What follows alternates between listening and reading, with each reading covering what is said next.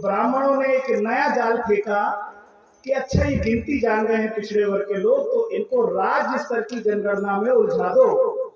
तो राज्य की जनगणना होनी चाहिए या नहीं होनी चाहिए, केंद्र की जनगणना होनी चाहिए नहीं होनी चाहिए, ये तय भी कैडर करेगा।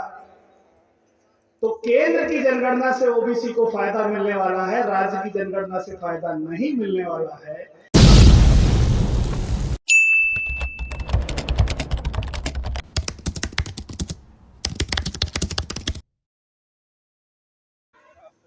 सभी साथियों को जय मूल निवासी।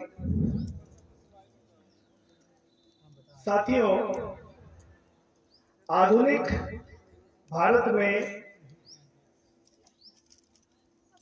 ज्योतिबा फूले जी ने कैडर बेस्ड संगठन की स्थापना की, सत्यशोधक समाज, और उन्होंने मूल निवासी समाज का आंदोलन चलाया। और केवल पिछड़े वर्ग के लिए नहीं, उन्होंने सभी वर्ग के लिए आंदोलन चलाया, मानवता का आंदोलन चलाया। ऐसे ही तथागत बुद्ध ने कैडर बेस्ड संगठन संघ की स्थापना की। तो जब तक साहू जी महाराज जीवित थे ये काम जारी था 1921 से। लेकिन 1921 के बाद बाबा साहब भीमराव अंबेडकर अकेले पड़ गए और बहुत सारे सत्यशोधक समाज के नेता कांग्रेस की दलदल में जाके चले गए। और 1931 के बाद से आरएसएस, हिंदू महासभा और अलग अलग ब्राह्मणों के संगठन ने ओबीसी को जाल में फंसाए रखने के लिए, उनको हिंदू बनाने के लिए, उनको अंधविश्वास में फंसाए रखने के लिए लगभग 1600 संगठन निर्माण किए और कैडराइज लोगों को ओबीसी को जाल में फंसाने के लिए लगाया। उस जाल से निकालने के लिए राष्ट्रीय पिछड़ा वर्ग, ये भी एक कैडर बस संगठन का निर्माण किया गया। कैडर से कैडर लड़ सकता है, जैसे संगठन से संगठन लड़ेगा वैसे ही कैडर बेस्ड संगठन से ही कैडर बेस्ड संगठन लड़ सकता है। कैडर बेस्ड कार्यकर्ता से ही कैडर बेस्ड कार्यकर्ता वाद विवाद संवाद में जीत सकता है। इसीलिए राष्ट्रीय पिछड़ा वर्ग मोर्चा का निर्माण हुआ। साथियों, माननीय वामन मेश्राम जी के पहले काशीराम जी ने ओबीसी को कैडर देने का काम किया। उसके बाद वामन मेश्राम जी ने जातिगत जनगणना का मुद्दा बामसेट के राष्ट्रीय पटल पर रखा और हर साल इस पर चर्चा की। और फिर चौधरी विकास पटेल ने देश के हर शहर में जा जाकर ये बोलना शुरू कर दिया कि हिजड़ों की गिनती हो रही लेकिन पिछड़ों की गिनती नहीं हो रही। तो ब्राह्मणों ने एक नया जाल फेंका कि अच्छा ये गिनती जान रहे हैं पिछड़े वर्ग के लोग, तो इनको राज्य स्तर की जनगणना में उलझा दो। तो राज्य की जनगणना होनी चाहिए या नहीं होनी चाहिए, केंद्र की जनगणना होनी चाहिए नहीं होनी चाहिए, ये तय भी कैडर करेगा।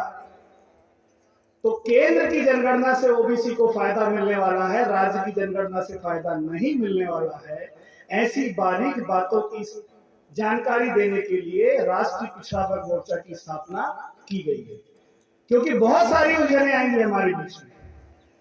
हमारा वोट चोरी कर लिया, अभी ओबीसी के लोग वोट चोरी नहीं समझ रहे। बहुत सारी, हमारा पृथक निर्वाचन क्षेत्र आज तक लागू नहीं है भारत में, पृथक निर्वाचन लागू नहीं है। दोनों अलग अलग बातें हैं, पृथक निर्वाचन क्षेत्र और पृथक निर्वाचन दोनों अलग अलग बातें हैं। जब तक ये लागू नहीं हो जाएगा राष्ट्रीय पिछड़ा वर्ग मोर्चा का आंदोलन चलता है। और ये बड़ा कठिन काम है।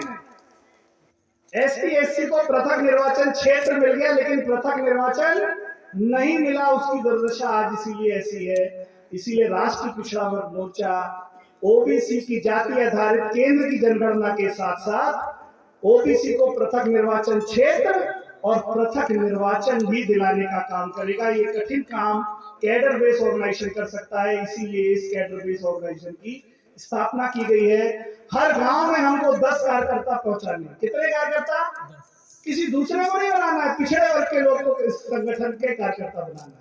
जब तक हर गांव में 10 कार्यकर्ता हमारा निर्माण नहीं होगा, हमारा आंदोलन पूरा नहीं होगा।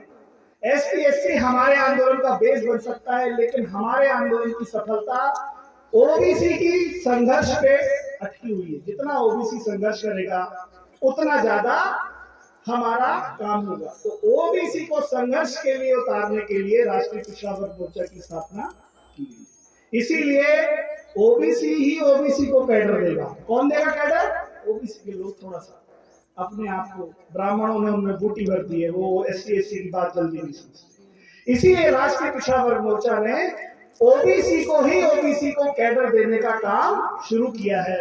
इसीलिए हमारे कैडर गांव गांव में होने चाहिए, हर तहसील पे होने चाहिए, हर महीने होने चाहिए, हर साल होने चाहिए, हर हफ्ते भी होने चाहिए।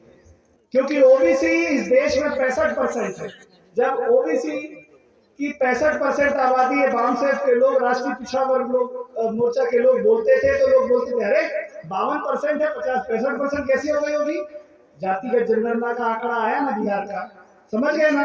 ये बात राष्ट्रीय पिछड़ा वर्ग मोर्चा पहले से बोल रहा था और जनगणना में उसमें मोहर लगाई। इसीलिए आपको राष्ट्रीय पिछड़ा वर्ग मोर्चा का उद्देश्य समझना होगा कि हर गांव में 10 कार्यकर्ता निर्माण जब तक नहीं होंगे, क्योंकि हर गांव में पिछड़ा वर्ग है, ऐसा आप बहाना नहीं मार सकते कि पिछड़े वर्ग के लोग हर गांव में नहीं।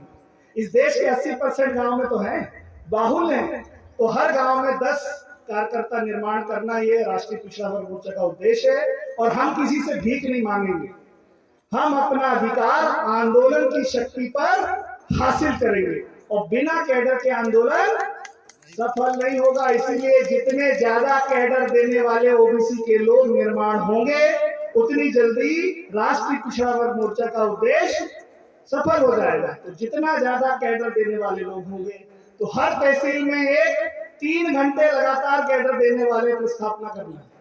आ रही बात समझ में? अगर नहीं है तो ओबीसी के पढ़े लिखे व्यक्ति को, जो प्रोफेसर हो, जो एलएलबी हो, उसको 3 घंटे लगातार बोलने का ट्रेनिंग देना होगा। धन्यवाद। आप सबको राष्ट्रीय पिछड़ा वर्ग मोर्चा का स्थापना क्यों हुआ है, उसका उद्देश्य क्या है, ये बात समझ में आई होगी। धन्यवाद। जय हिंद।